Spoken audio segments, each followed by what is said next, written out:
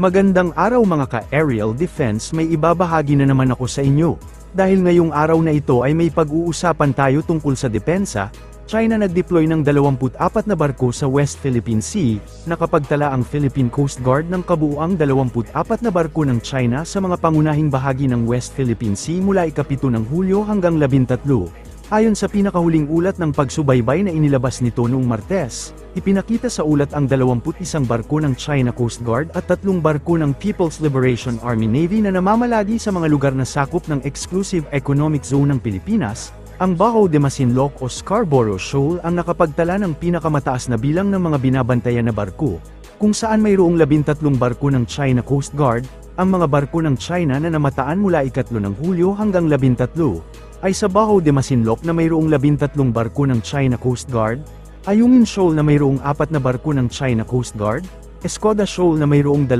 barko ng China Coast Guard at 1 barko ng People's Liberation Army Navy, Pag-asa Islands na mayroong 2 barko ng China Coast Guard at 2 barko ng People's Liberation Army Navy. Sa kabuuan, nakapagtala ang PCG ng 24 na barkong Chino sa 4 na lugar na binabantayan sa loob ng 1 linggong panahon. Ang lingguhang pagsubaybay ay bahagi ng mga pagsisikap ng PCG na bantayan ang presensya at mga kilos ng mga dayuhang barko sa West Philippine Sea. Tumutukoy ang West Philippine Sea sa mga karagatan sa kanlurang bahagi ng kapuluan ng Pilipinas, kabilang ang Luzon Sea at ang mga katubigang nakapalibot, nasa loob, at katabi ng Kalayaan Island Group at Bajo de Masinloc.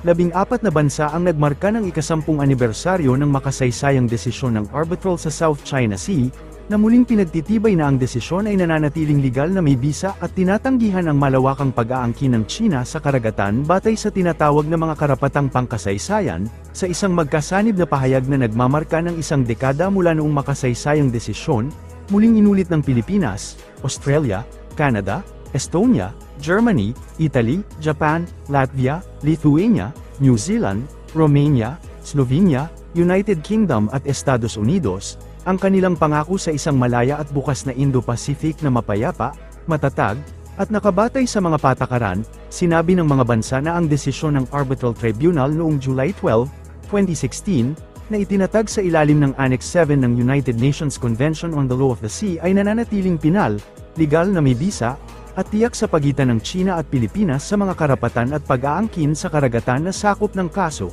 Binigyang diin ng magkasanib na pahayag na ang mga alitan sa karagatan ay dapat lutisin ng mapayapa at alinsunod sa UNCLOS, habang binibigyang diin ang kahalagahan ng pagprotekta sa kalayaan sa navigation at overflight, pati na rin ang iba pang internasyonal na legal na paggamit ng dagat. Isinampa ng Pilipinas ang kaso ng arbitrasyon sa Permanent Court of Arbitration noong 2013. Matapos ang mga taon ng tumitinding tensyon sa China hinggil sa magkakasalungat na pag-aangkin sa South China Sea, isang malawak at mayaman sa yamang dagat. Sa mahalagang desisyon nito, pinawalang bisa ng tribunal ang malawak na pag-aangkin ng China na 9-dash line, na nagpasya na ang paggigiit ng China ng mga makasaysayang karapatan sa halos lahat ng estratehikong karagatan ay walang legal na batayan sa ilalim ng UNCLOS.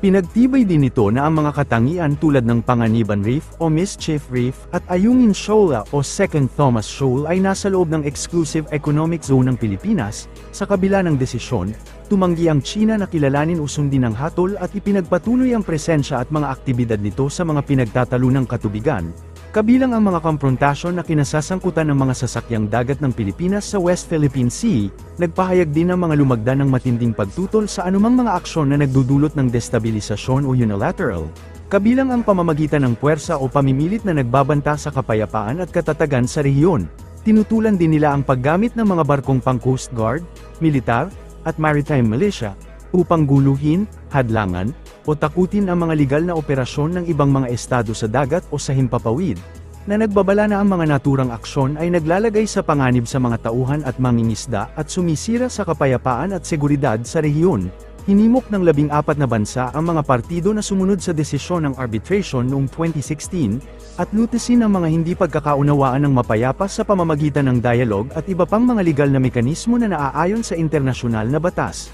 Inulit din nila ang suporta para sa pananaw ng ASEAN sa South China Sea bilang isang dagat ng kapayapaan, katatagan, kooperasyon, at kasaganaan na hinihimok ng masiglang legal na komersyo, nagbabala ang China sa Pilipinas at 13 katuwang na bansa na itigil ang panunulsol ng gulo matapos silang magkasamang manawagan sa China, na sumunod sa makasaysayang desisyon ng arbitration sa South China Sea noong 2016, sa ika-10 anibersaryo nito.